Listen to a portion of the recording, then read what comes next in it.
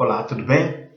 Eu sou o pastor Eduardo Camilo e hoje estarei trazendo uma mensagem intitulada Obedecer é melhor do que sacrificar. Vamos orar. Santo Deus, Pai amado, obrigado por este dia, obrigado pela oportunidade de poder conversar e trazer aqui a Tua palavra. Que o Senhor possa me dar sabedoria e também aqueles que o possam receber, Senhor Deus, o alimento e ser edificado. Nós te agradecemos, nós te pedimos por tudo, em nome do Senhor Jesus. Amém. Esta mensagem, ela nasceu, é claro, primeiro no coração de Deus. Nós vemos que nós estamos vivendo num mundo, uma época, onde a desobediência tem sido muito incentivada. Sim, os filhos desobedecem os seus pais, as esposas, os seus maridos, os soldados, os seus superiores, e os infratores encontram refúgio e apoio nas leis. E a profecia diz que, sabe porém isto, que nos últimos dias sobrevirão tempos trabalhosos, porque haverá homens amantes de si mesmos, avarentos, presunçosos, soberbos, blasfemos, desobedientes a pais e mães, ingratos, profanos, sem afeto natural, irreconciliáveis, caluniadores, incontinentes, cruéis, sem amor para com os bons, traidores, obstinados, orgulhosos, mais amigos dos deleites do que amigo de Deus, tendo a aparência de piedade, mas negando a eficácia dela. Destes, afasta-te. O próprio Deus destaca a desobediência, a rebelião, é pior que o pecado da feitiçaria. Porque a rebeldia é como o próprio pecado da feitiçaria, e a arrogância como um mal da idolatria. Porque rejeitaste a palavra de Yahvé, ou Jeová, ele também rejeitou como rei do seu povo. Ele também o rejeitou como rei do seu povo. Nós cristãos somos chamados à obediência. Como devemos obedecer a Deus? Eu gostaria de apresentar para vocês algumas formas de obediência a Deus. E nós encontramos 5 mulheres que nos deram grandes ensinamentos, grandes exemplos e grandes ensinamentos. E eu gostaria de começar com Maria. Maria, ela obedeceu ao impossível. Vocês conhecem a história. Ela recebeu o dom do Espírito Santo. Receba o dom do Espírito Santo. Em Lucas 1:37, ela responde assim: pois nada é impossível para Deus. E respondeu Maria: eu sou sua serva do Senhor, que aconteça comigo conforme a tua palavra. Então, o anjo a deixou. Eu sou a serva do Senhor e que aconteça comigo conforme a tua palavra. Então nós vemos aí Maria pronta a obedecer, pronta a se entregar à vontade do Pai. Então ela obedeceu o impossível. Como eu vou ficar grávida? Como que eu vou conceber se eu não conheço homem algum? Mas ela acreditou naquilo que Deus disse. E a Bíblia nos diz que a sombra do Onipotente, o Espírito Santo, veio e concebeu e fez ela dar a luz ao Senhor Jesus Cristo. A segunda mulher que eu quero destacar aqui é Esther. Esther obedeceu ao desconhecido. Não diga qual é a sua descendência. Eu não sabia qual era a descendência. A história de Esther é muito interessante. No livro de Esther, você não vai encontrar a palavra Deus. Pode dar uma olhada lá, vasculhar. Mas você percebe a presença de Deus atuante na vida daquela mulher e do seu tio. Alguns falam que Mardoqueu era o tio, alguns falam que era o primo, mas a história diz o seguinte: mesmo depois que todas as moças haviam sido transferidas para outra parte do harém, e que Mardoqueu, ou Mordecai, tinha sido tornado um dos oficiais do palácio, Esther continuou a manter em segredo a sua nacionalidade e a origem da sua família. Ainda seguia as instruções de Mardoqueu, como havia feito quando vivia sob os seus cuidados. Vou resumir aqui a história. Esther obedeceu a ordem de Mardoqueu, que lhe disse: você vai se apresentar ao rei, porque a rainha Vasti saiu, o rei tirou ela, e ele estava procurando alguém para substituir. E Mardoqueu, olha que interessante, olha que interessante. Ele pediu para que a rainha fosse lá e se apresentasse. A história é muito interessante mesmo, porque ele falou: não fale nada qual é a sua descendência. E Esther obedeceu. Esther obedeceu. Ao momento de ficar quieto, não falar nada. Apenas obedecer, porque nós não conhecemos o futuro. Deus, ele sabe o futuro, ele conhece o futuro. E tudo que nós temos que fazer é simplesmente obedecer. E foi o que Maria fez, e foi o que Esther fez. E a história diz que, vou resumir a história, chegou uma certa hora que Esther teve que interceder pelo seu povo. Porque Amã, o malvado Amã, queria matar os judeus, exterminar com a raça dos judeus. E de repente, Esther se apresenta diante do rei. O rei fala: pode pedir, nem se for metade do meu reino. Olha só, se for metade do meu reino, eu vou te dar. Mas ela falou o seguinte: eu quero que você salve o meu povo.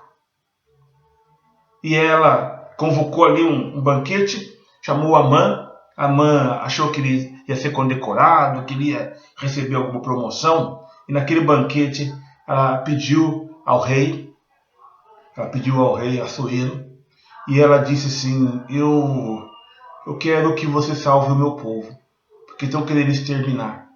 E o rei perguntou: mas quem que está querendo exterminar o seu povo? E qual que é o seu povo? Ela se declarou como judia, e que Amã queria exterminar o seu povo através de um decreto assinado pelo próprio rei. Como, segundo a lei dos Medos e dos Persas, não podia ser mudado, o rei deu ordem para que os judeus se defendessem. E a Bíblia nos conta que nenhum deles morreram. Nenhum deles morreram. Pelo contrário, Amã e a sua família foram pendurados e mortos.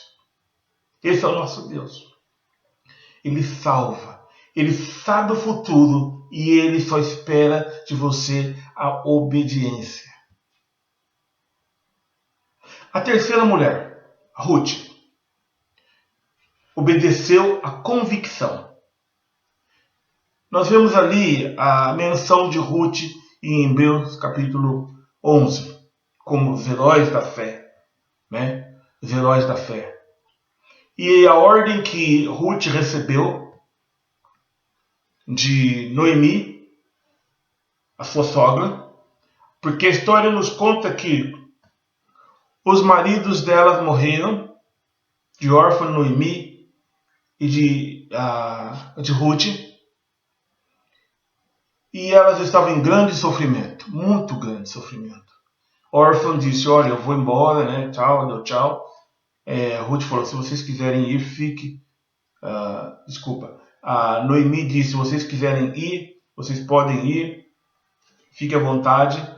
Mas Ruth, ela resolveu ficar. Ela falou: vou ficar junto. Ela e Noemi chegaram num campo chamado Campo de Moabe. Moabe era o campo onde elas começaram a trabalhar. E elas começaram a trabalhar. E o chefe, Boaz, ele era o dono, né? Era o dono de toda aquela terra. Mais para frente, elas descobriram que Boaz, ele era parente remidor.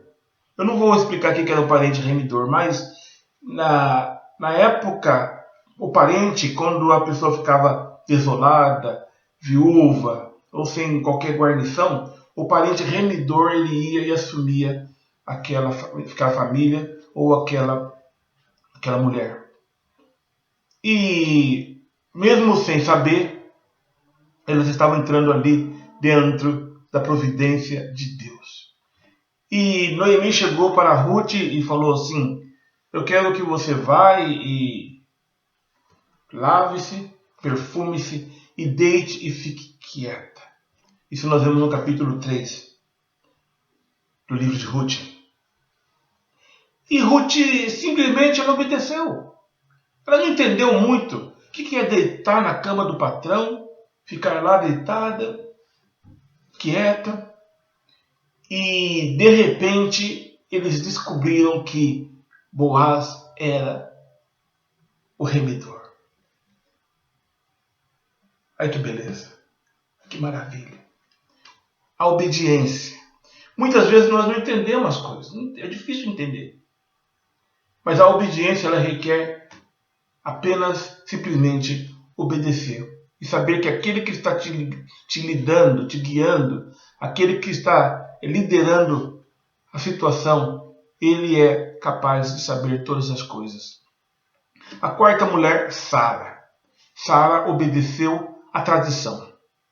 Ela obedeceu à tradição. Sai da sua terra e da sua parentela. Foi a ordem dada a Abrão, o seu esposo. Na época era chamada Abrão e ela chamada Sarai. E ela seguiu o seu marido. Gênesis capítulo 2. Agora você imagina só, o marido chega para a mulher e fala assim: olha, recebi uma voz de Deus que dizia assim: sai da tua terra e da tua parentela. E ela simplesmente pegou todas essas coisas e seguiu. Obediência. A mulher poderia ter falado assim: não, mas eu vou ficar aqui, nós estamos já alojados aqui, já estamos erradicados aqui, vou ficar aqui. Ela pegou essas coisas, pegaram seu gado, pegaram todas as suas produções, o que eles tinham, inclusive o sobrinho Ló e uma outra turma também da família, todos seguiram, uma turba, um monte de gente. Pela fé, também a mesma Sara recebeu a virtude de conceber e deu à luz já fora de idade, porque teve por fiel aquele que lhe tinha prometido. Fiel a Deus que nos promete, Ele sabe aonde Ele está nos levando. Por isso nós o adoramos, por isso nós o servimos e por isso nós o seguimos. E a quinta mulher, Raabe. Raabe, ela obedeceu o ritualismo. Deixe pendurado a corda vermelha, o lençol vermelho, escarlate. Ela obedeceu ao ritualismo. Eu aceito as suas condições, respondeu ela, e despediu-se deles e deixando o cordão vermelho pendurado na janela. Vou contar rapidamente a história. Raabe, ela acolheu os espias, Josué, Calebe, que foram espiar a terra.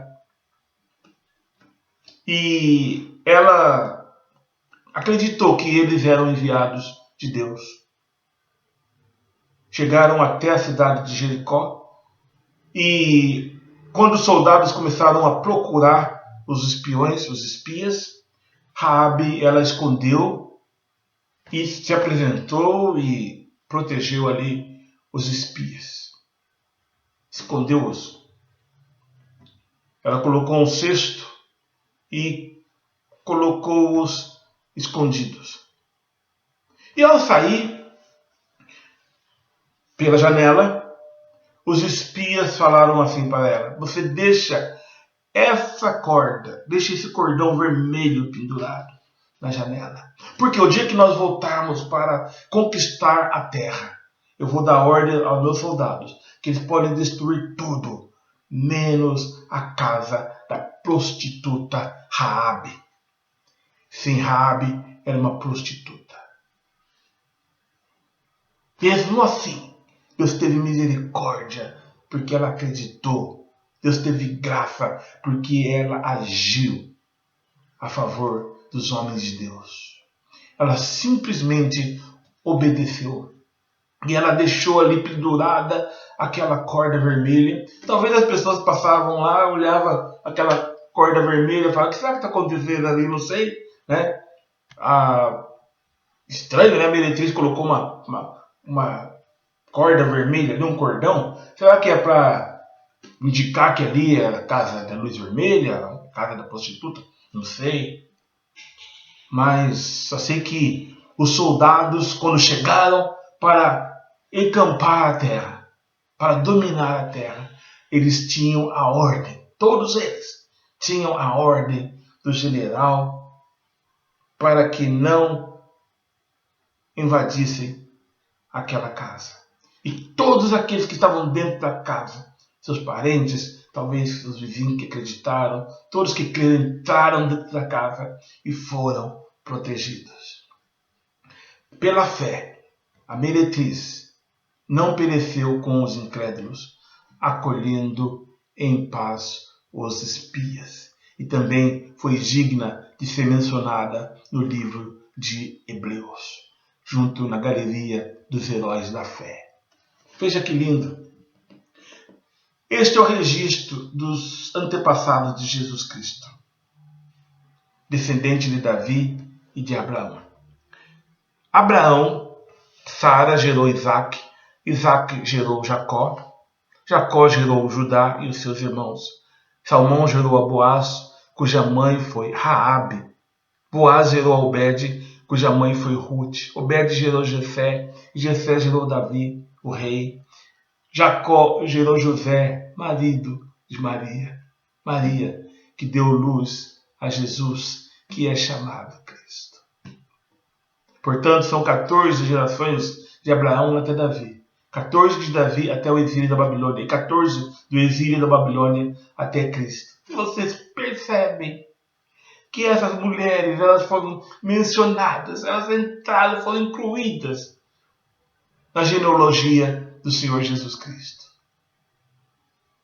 A obediência te leva a lugares elevados.